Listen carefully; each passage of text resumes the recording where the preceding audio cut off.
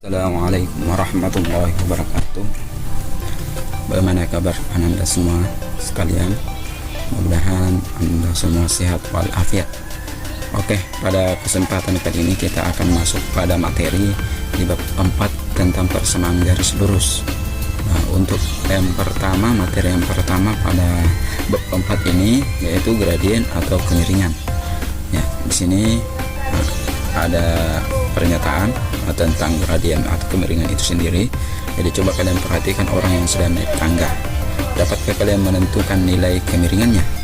Jika tangga dianggap sebagai garis lurus, maka nilai kemiringan tangga dapat ditentukan dengan cara membandingkan tinggi tembok yang dapat dicapai ujung tangga dengan jarak kaki tangga dari tembok.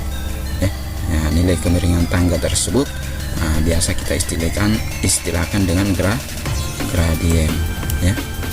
Oke. Nah, kemudian gradien suatu garis adalah bilangan yang menyatakan kecondongan, ya. Bilangan yang menyatakan kecondongan suatu garis yang merupakan perbandingan antara komponen Y dan komponen X. Gradien biasa disimbolkan dengan M kecil, ya. Oke. Selanjutnya, ya, misalnya ini contoh dari kita mencari kemiringan dari tangga ini yang bersandar di tembok. Itu kita harus tahu dulu berapa jarak ujung bawah tangga ke tembok dan berapa tinggi tembok dari ujungnya ke ujung atas tangganya, ya. Jadi misalkan di sini itu adalah 8 meter, di sini itu adalah 6 meter. Maka untuk mencari gradiennya berarti jarak tegak ini berarti 8 meter. Tinggi tembok, ya, yang dari tangga ke ini, ya, 6 dibagi 8. Gradiennya itu sama dengan jarak tegak berarti 8 per jarak mendatar 6, ya. Kan sini sama dengan 8. Ini kan masing-masing bagi 2. Di sini juga bagi 2. Maka hasilnya di sini adalah dapat 4. Ini dapat 3. Berarti gradien dari tangga ini, kemiringan dari tangga ini adalah 4 per 3 meter. Oke. Ada contoh, ya, model-model kemiringan garis, ya. Jadi kalau garisnya condong ke kiri itu biasanya atau secara umum gradiennya itu adalah negatif. Kalau dia condong ke kanan maka gradiennya itu positif, ya. Nah, kemudian ya contoh satu misalkan modelnya seperti ini, ya, ada sebuah garis lurus seperti ini. Kita mau mencari, ya, kira-kira ini berapa gradiennya, ya, berapa kemiringan dari garis ini, ya. Jadi yang paling pertama kita harus dulu cari hubungan atau garis itu memotong, ya, kotak-kotak kecil ini di titiknya. Misalnya kita, ini kan dia tidak memotong. Ternyata di sini pas perpotongannya, ya. Ini kita tandai dengan ini, ya. Misalkan contohnya seperti ini, ya. Kita ambil perpotongannya, ya, kita tandai titik-titiknya dulu. Kemudian kita garis, ya, misalnya yang horizontal. Jadi misalkan kita ambil dari titik sini, kita tarik garis ke sana, ya. Kemudian dari titik yang di sini kita tarik naik, ya. Ini aturannya, ya, untuk menemukan posisi, ya, titik pusatnya itu ada di mana, ya. Ini kan tidak ada titik pusatnya, jadi kita cari, buatkan koordinat tersendiri. Nah, di sini, ya, kita bisa lihat, ya, sama, ya, menentukan gradien garis dari suatu garis yang tidak diketahui titik-titik koordinatnya. Nah, maka kita cari tersendiri di situ ya. Nah, kita ambil rumus yang ini ya, yaitu perubahan nilai X-nya dan perubahan nilai Y-nya. Jadi untuk menentukan perubahan nilai X-nya dan perubahan nilai Y-nya, kita buatkan garis bantu sama dengan yang tadi ya. Jadi harus garisnya itu misalnya seperti ini ya. Ini memotong ya. Beda kalau dia begini. Ini kan dia tidak memotong, berarti jangan kita kasih garis titik di sini, tapi cari yang ujungnya itu atau garisnya itu pas menyentuh ujung dari kotak-kotak tersebut ya, kotak-kotak itu. Nah, contohnya ini ya. Nah, ini pas ujungnya, ini juga pas ujungnya. Nah, kalau kita mau ambil di sini, nah ini kan tidak pas ujungnya. Nah, ini memang pas di sini juga. Nah, jadi kita bisa ambil juga sebelah sini ya. Nah, kita bisa ambil juga yang sebelah sini. Nah, di sini juga. Nah, ini kan cuma salah satunya saja ya. Oke. Nah. Ya, oke. Nah, selanjutnya kita ingin menentukan dari mana dapat 4 dan dari mana dapat 6. 4 itu biasa dinamakan dengan ya perubahan nilai X. Yang mana itu perubahan nilai X? Yaitu dari titik sebelah sini ya, ke pertemuan garis yang tadi yang kita buat garis bantunya. Nah, berarti kita itu dari titik sini berapa langkah? 1 2 3 4 ya, 5 6 ya. Itu adalah laju perubahan X, itu ada 6 ya. Kemudian perubahan nilai Y. Nah, perubahan nilai Y itu dari sini yang garis vertikal. Nah, berarti dari titik sini 1 2 3 4. Nah, maka perubahan nilai Y-nya itu adalah 4 ya. Nah, berarti 4/6 gradiennya. Nah, ini masih bisa kita sederhanakan, masing-masing kita bagi 2. Nah, 2 itu dari mana? Nah, ingat kembali materi tentang pecahan ya, yaitu 2 itu biasa dinamakan dengan FPB-nya. FPB dari 4 dan 6 yaitu 2. Berarti 4 bagi 2 dapat 2, 6 bagi 2 dapat 3. Apakah ini masih bisa disederhanakan? Ya, ini sudah bentuk pecahan yang paling sederhananya. Berarti jawabannya gradiennya di sini adalah 2/3 ya. Nah, gradiennya 2/3. Nah, kemudian lantas kira-kira bagaimana kalau kita ambil patokannya dari sini? Nah, bisa juga ya, karena ini kan dia memotong titiknya pas di tengah ya. Memotong kayak yang tadi ya. Nah, memotong bukan pas di tengah, pas di ujung-ujung dari kotak itu. Nah, berarti kita bisa ambil juga dari sini. Kita buatkan juga garis putus-putus. Nah, sebelah sini ya. Nah, di sini titik pertemuannya ya. Nah, berarti kita bisa hitung dari sini ya, berapa perubahan nilai X nya. 1 2 3. Nah, kan perubahan nilai X nya itu 3 ya.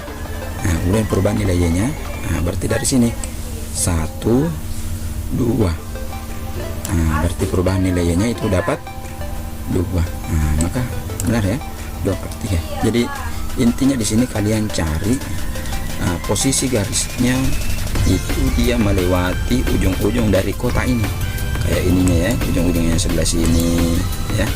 Nah, kalau garisnya itu condong ke kanan, kalau dia condong ke kiri, garis ya dia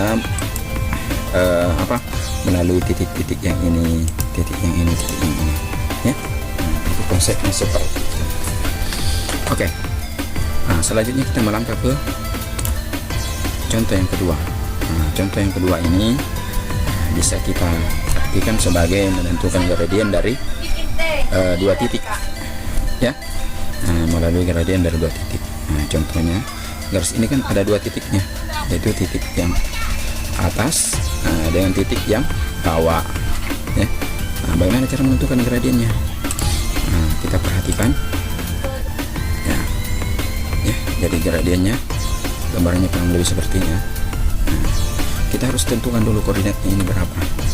Nah, jadi kalau kita lihat, nah ini kan sumbu X, nah yang di sini sumbu Y.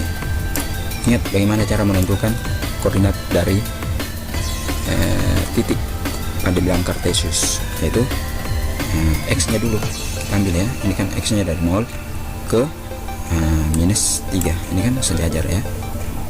Sejajar ini dengan ini. Nah, berarti X nya itu minus 3, Y nya berapa? Sejajar dengan 7.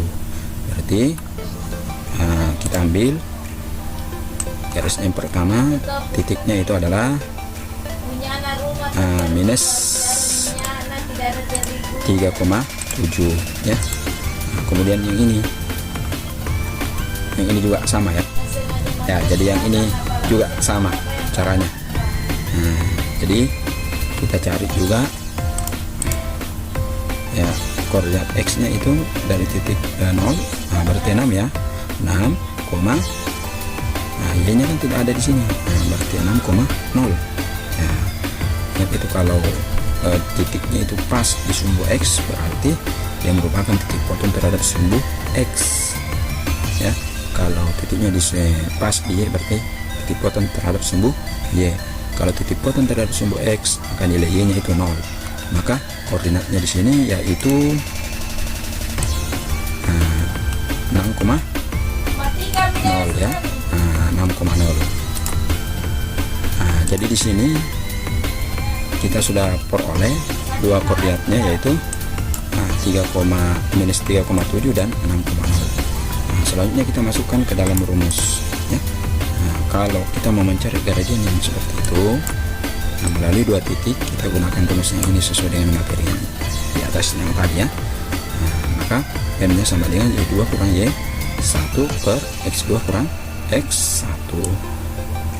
Berarti pertama kita tentukan dulu titik koordinat X nya yang pertamanya itu yang mana. Jadi di sini kita bebas mau yang di atas kita jadikan titik pertama atau yang di bawah, terserah. Kalau saya di sini kita ambil contoh itu ini sebagai titik yang pertama ya.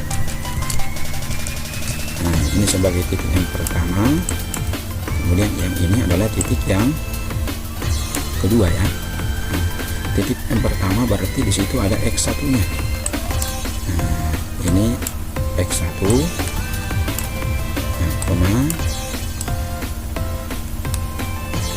Y1 nya ya. Berarti X1,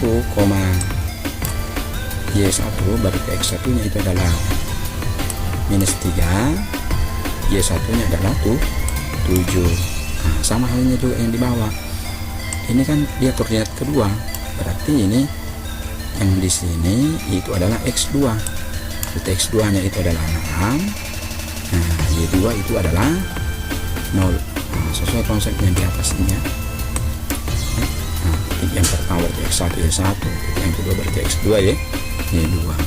Maka setelah itu kita substitusi nilai-nilai yang ada di sini ke rumus umum. Berarti berapa Y2 nya?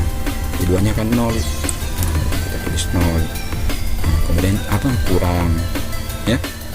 Kemudian Y1 nya 7, berarti 0 kurang 7. Dibagi X2 nya berapa? 6 dikurang X1 nya minus 3, jadi kita tulis minus 3 dalam kurung ya, minus 3. Berarti 0 dikurang 7 itu minus 7. Kemudian dari mana dapat 9? Ingat ini kan tandanya sama, ada dua tanda di situ, jadi kita kalikan. Jadi bilangan negatif atau tanda negatif dikali tanda negatif hasilnya positif, berarti dia akan melebur jadi tambah sebenarnya di sini. Jadi 6 ditambah dengan 3 itu dapat 9.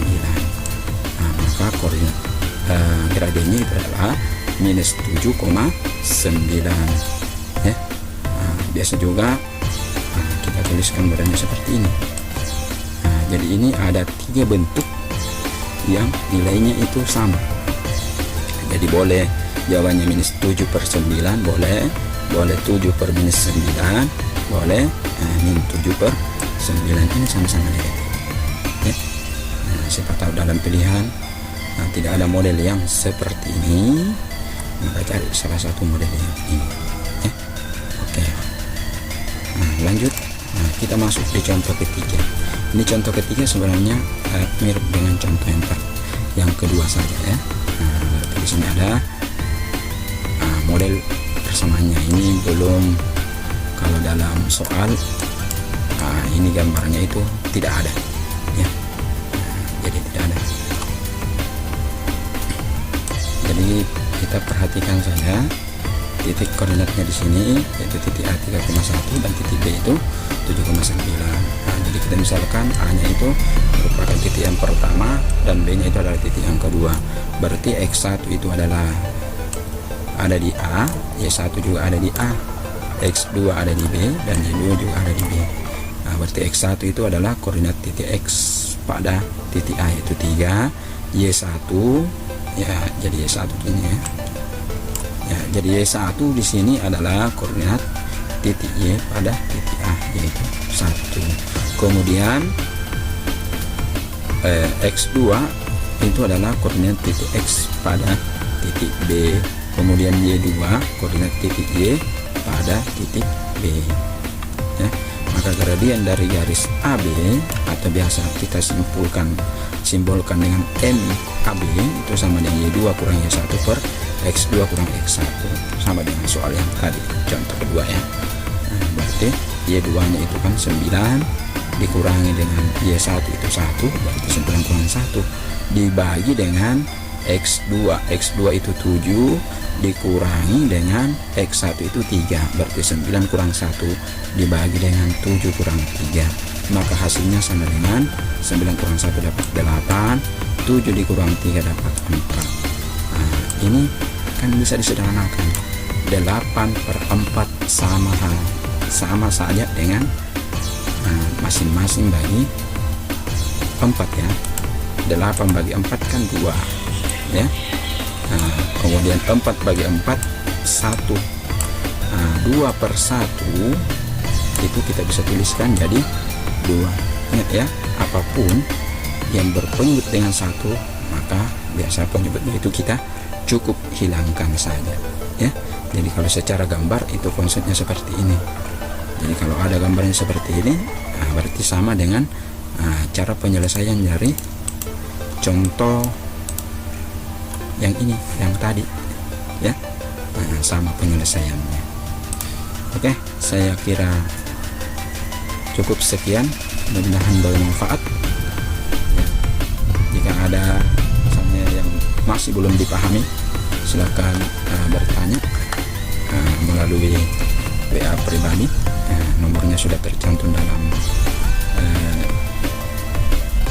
materi di Google Site-nya ya. Oke, terima kasih. Assalamualaikum warahmatullahi wabarakatuh.